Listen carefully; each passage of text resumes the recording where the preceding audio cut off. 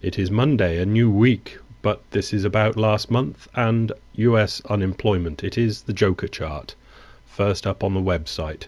And according to the chart, the recession goes on and on. FT.com Alphaville, a court case to challenge securitization standards. Currently winding its way through the Massachusetts Supreme Court, a little court case that could end up having big consequences for mortgage securitizations. It's called the Ibanez case, and here's the story. In late 2005, Antonio Ibanez gets a $103,000 adjustable rate mortgage loan on a Springfield, Massachusetts property from Rose Mortgage, Inc. Rose then sells the loan to Option 1 Mortgage Co., which then passes it to Lehman Brothers Bank, which then sends it to Lehman Brothers Holdings. Lehman Brothers Holdings then sends it to Structured Asset Securities Corp. to be pooled with other loans and assigned to US Bank, acting as trustee for Structured Asset Securities Corp. Mortgage Loan Trust 200-6Z.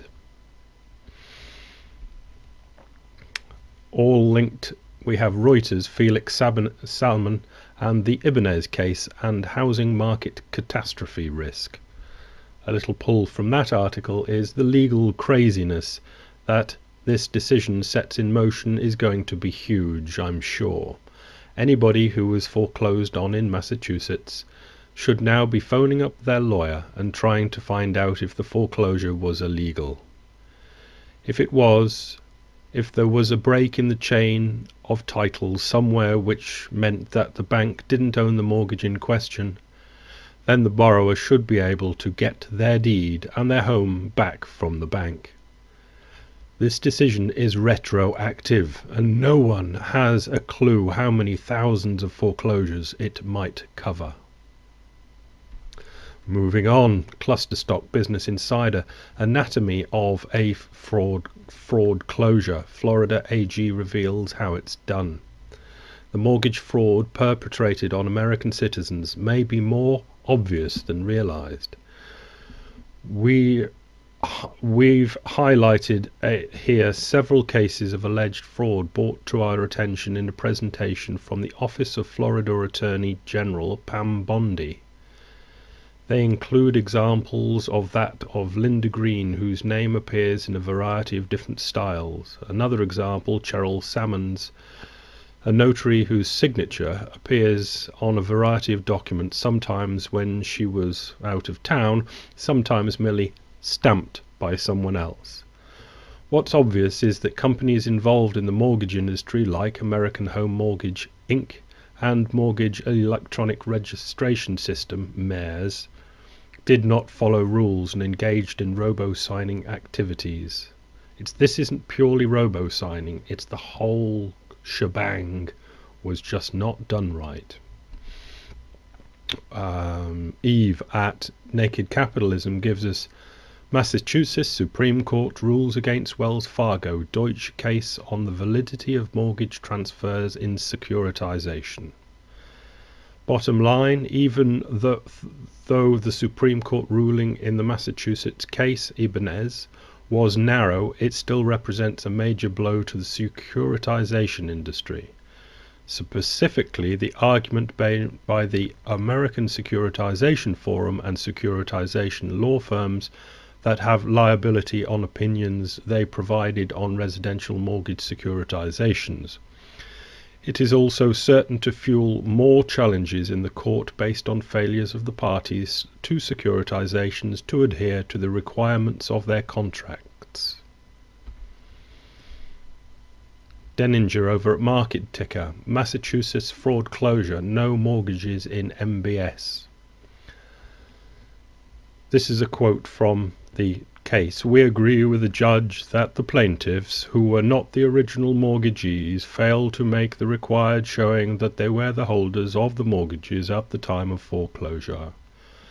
As a result, they did not demonstrate that the foreclosure sale were valid to convey title to the subject properties, and their request for declaration of clear title were properly denied. That's the Supreme Court in Massachusetts upholding the initial ruling. Carl says, so far this just sounds like late assignment problem. Unfortunately, it's not. It's far worse. Are you getting the picture that the blogosphere is picking up on the fact that this Ibanez, Massachusetts case is a test case, and it's showing that this securitization, all those names passed on to one, passed on to the other, passed on to the other, passed on to the other. The law states at every single turn certain things should be done, and those certain things have not been done, and the whole thing might just have to be unraveled. Unless something like Mr. President comes along and says, no, it's all right, that would be too much trouble, and changes the law. Change of scene to the Philadelphia Inquirer. Salt on the roads. It's good for safety, but it's bad for the environment. Bad for cars. But you want the roads salted, don't you, when it snows? You want to be able to drive around. Hang the consequences, eh? Back to Alphaville and sovereign CDS, un petit complexe de Napoleon. Should the Republic of France really be trading as a credit 2 notches above junk? 5-year credit default swaps on the French sovereign were trading at 110 bips at pixel time. In other words, if you're taking the CDS market at face value, France is more of a credit risk than Thailand, South Korea, the People's Republic of China, and Brazil. Not quite Mexico, and yes, the spread implies a Baa2 rating versus the rating implied by the French government bond spreads or assigned by the credit rating agencies, which both remain at solid AAA. And why is the French government in such CDS trouble? It's because it's not so much what they are on the bonds that they are producing, it's just known that they will stand behind their banks, which have been very, very naughty. Credit write-downs. Brazil takes further action to weaken currency. No time to go into it. The headline speaks it all. Brazil takes further action to weaken currency. Telegraph Co. UK. Debt default fears will spread to US and Japan, warns Citigroup's Wilhelm Beuter. Fears about the finances of Eurozone nations will spread around the world to engulf the US and Japan, former Bank of England policymaker Wilhelm Beuter has warned. He's just one of maybe a small handful that I would always listen to.